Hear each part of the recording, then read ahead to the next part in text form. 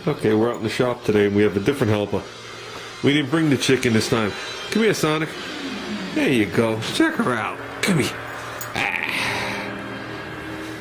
Now look at the camera. Up here, Sonic.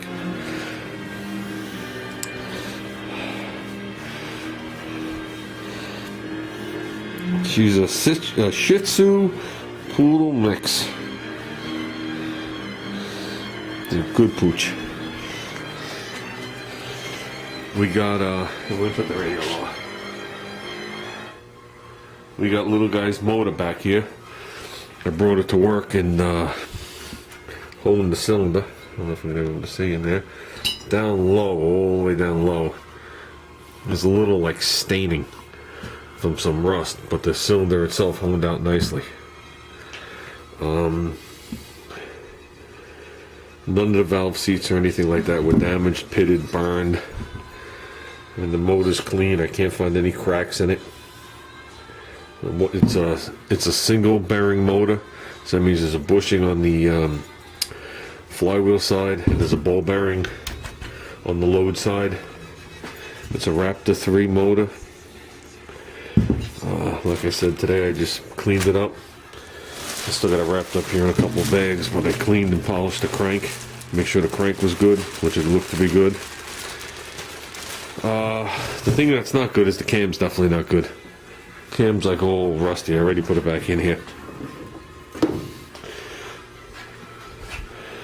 And there's super heavy pitting in here on the ramps. I mic'd it up. It's a 233 cam. It's 233 thousandths lift, which is a stock Raptor cam. I mean, there are classes that run the 233, and they just put it in a jig, heat it, and actually change the whatchamacallit, lobe separation. But either way, I'm not using this cam. You can get some of the dyno cams and all the other cams. You can get them used for $15, and they're mint cams. The only thing is when you switch the cams, you have to switch the intake and exhaust valve, because when you put the cam in, and the follower or lifter, whatever they call it on these, sits on here, you need clearance between the lifter and the bottom of the valve. That's actually what that is. That's 7,000 7,000. So that's how they have this motor set. That's actually an I and an E, not an I and a C. It's intake and exhaust. So I'm going to order up a couple of parts for this thing. I'm going to treat them to a new piston, a new set of rings, a complete seal kit, which is everything. It's the crankshaft seal on both sides, head gasket. Comes with the side cover gaskets, which are different thicknesses. Comes with carburetor gaskets and stuff like that. And I'm going to get him a camshaft and probably a pair of valves. So the motor is going to get a full overhaul. So I figure out, I'll do it right, because I am taking this other motor for my mini bike. So the other motor is only, I think that motor's 2 years old. So, and we've done a couple of things to that motor. That motor sings along pretty nice. Like I said, I don't picture me opening up that mini bike with that motor on it. I'm a little too old, a little too scared for that. So, but I just wanted to give you guys an update on, on this motor. So, like I said, I got it cleaned. I can still see some staining of the dirt from the dirt track. Wouldn't come off.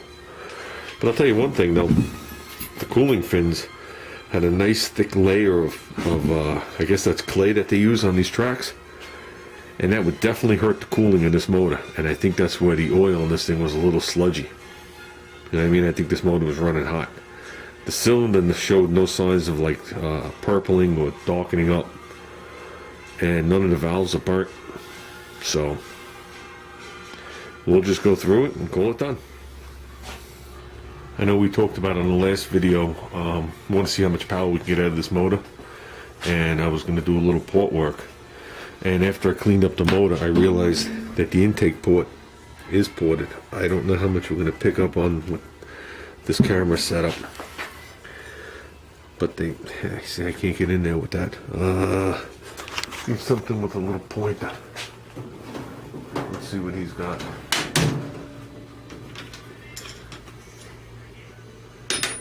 Try this cruddy screwdriver. But if you look inside the port, there's the intake port here. This whole section right here, including the top of the valve guide, has been ground down. And you can actually see some port work coming up the back wall.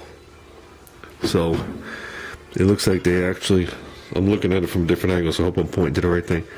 They actually did machine work in here and on this on the whole floor inside here. So I don't know how much we can see down in there. I'm trying not to block the light because I know if I use a drop light you won't be able to see it. But it's all work right down in there.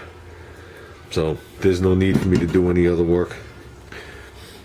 And that's about it. If you look in the exhaust side,